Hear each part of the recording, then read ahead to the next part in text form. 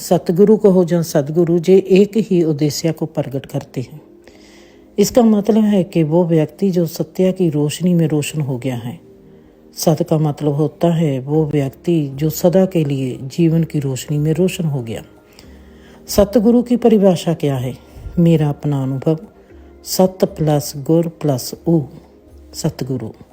सत सत्या प्लस रहस्य प्लस ओम की धुन आवाज़। धर्म व्यक्ति की खुशी और शांति और आज़ादी देता है। साइंस व्यक्ति को ब्रह्मांड के नियम की गणना देता है। जब ब्रह्मांड एक तरंग की उपज है, तरंग में गति होती है तो गति में एक धुनी पैदा होती है। इस धुन से हर चीज़ रचना में उतरती है। रचना के अनंत रूप रंग आकार की उत्पत्ति होती है।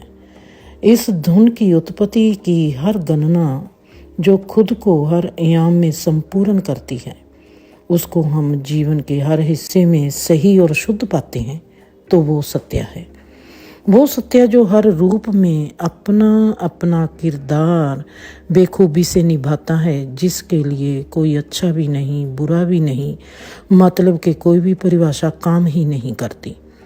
हम उस सत्य के जानू को सतगुरु कहते हैं।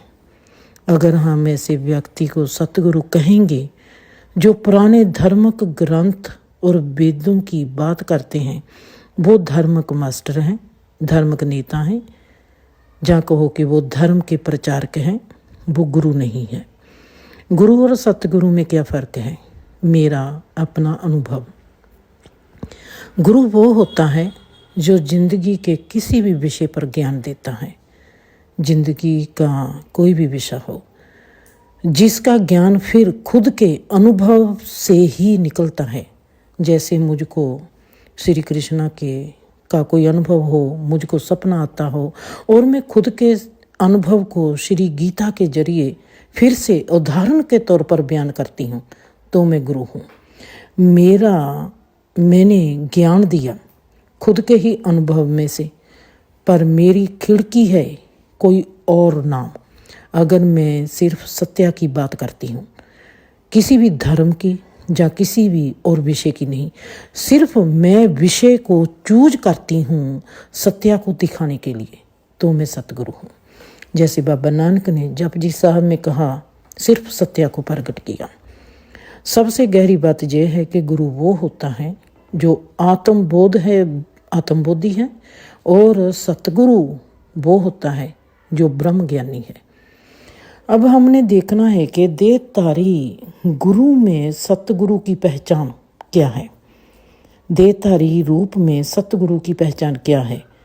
ऐसा सतगुरु बेपरवाही में जीता है। ऐसा सतगुरु एक रस में भी बहता है।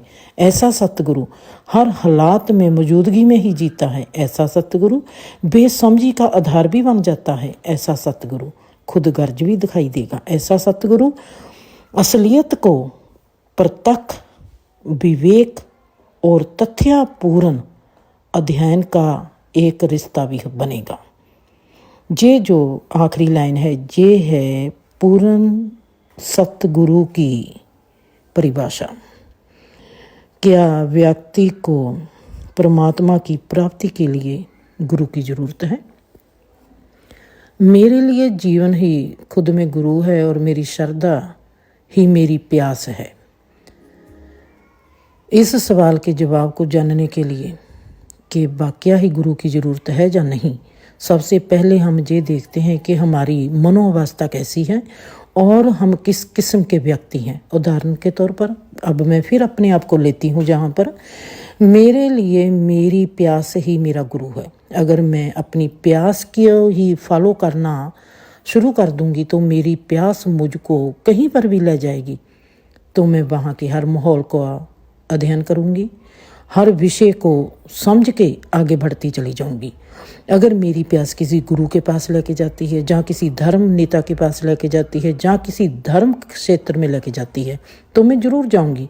मैं कहीं पर भी जाऊँगी, वहाँ पर कभी ये नहीं भूलूँगी कि मैं हूँ। मैं अपने होश को सदा ही कायम रखूँगी और वहाँ पर इस कारण मैं रुकूँगी भी नहीं, क्योंकि मेरे पास 6 कदम है जो मुझको सदा ही आगे बढ़ने में मदद करेंगी। वो 6 कदम क्या हैं? पहला, मेरे में कुछ नया पैदा होगा। नंबर 2, मेरी कुछ नई अवस्था बनेगी या मेरी कोई स्थिति नमी बनने लगेगी। नंबर 3, मेरे हालात बदलने लगेंगे। नंबर 4, मेरा जीना आगे बढ़ने लगेगा। नंबर 5, मेरी मानसिकता में रोशनी आने लगेगी। नंबर 6, मेरी कमजोरी नष्ट होने लगेगी। जहाँ पर भी मेरे में कहीं पर भी मैं जाती हूँ, ऐसी अवस्था का जन्म होगा तो मैं रुकने लगूंगी। ये रुकना ही मेरा गुरु बन जाएगा, जिसका पहला कदम मेरी प्यास मेरा गुरु होगा और आखिरी कदम मैं देखूंगी कि तमाम ब्रह्मांड मेरा गुरु बन चुका होगा। सतगुरु के तत्व ज्ञान को क्या हम उसकी मौजूदगी से समझ सकते हैं? मेरा अनुभव, सतगुरु या गुरु सदा ही समदृष्टि होगा तो हमको कुछ ऐसे भाव सतगुरु के जिस्म पर भी दिखाई देंगे। सतगुरु के जिस्म में से महक आएगी, नूर की बहार ऐसी होगी कि हम बेसमझी में भी घिर सकते हैं। जिस्मी ढांचा कसरती ढांचा बन चुका होगा। रहस्य की एक प्रतीति आंखों में दिखाई देगी। शब्दों का उपयोग बहुत लगनता से भरा होगा। वासना रहित होगा, मतलब के काम, अर्थ, मोह और लोभ से बहुत दूर। हर रंग में 1 मिनट में ढलने वाला होता है। उसमें बचपना भी होता है और बुढ़ापा भी, इन दोनों का मिलन होता है। असली और सच्चा गुरु हमारे लिए कौन है? सतगुरु। कभी भी किसी को ऐसे ही नामदान नहीं देगा जैसे कि कोई किसी को रूंगा देता है। सतगुरु सदा ही सतगुरु व्यक्ति की सही जानकारी लेगा और कम से कम अपने पास 3 महीने जरूर रखेगा। सतगुरु जानकारी देता है, जो वो प्रचारक है, ज्ञान देने वाला गुरु होता है। विज्ञान के साथ समझ देने वाला ऋषि होता है। दिव्य ज्ञान देने वाला सतगुरु होता है। हर व्यक्ति खुद की योग्यता को जानता है और समझता है और पहचानता है। वो खुद ही देख सकता है कि मेरी समझ की मियार क्या है, मैं कैसी समझ का मालिक हूँ। उसकी तलाश वैसी ही होगी। वो किसकी तलाश कर रहा है? एक प्रचारक की या एक गुरु की, एक ऋषि की या एक सतगुरु की? क्योंकि हर व्यक्ति समझ और ज्ञान का स्रोत होता है जो खुद। सतगुरु और सदगुरु का मतलब क्या है? सतगुरु को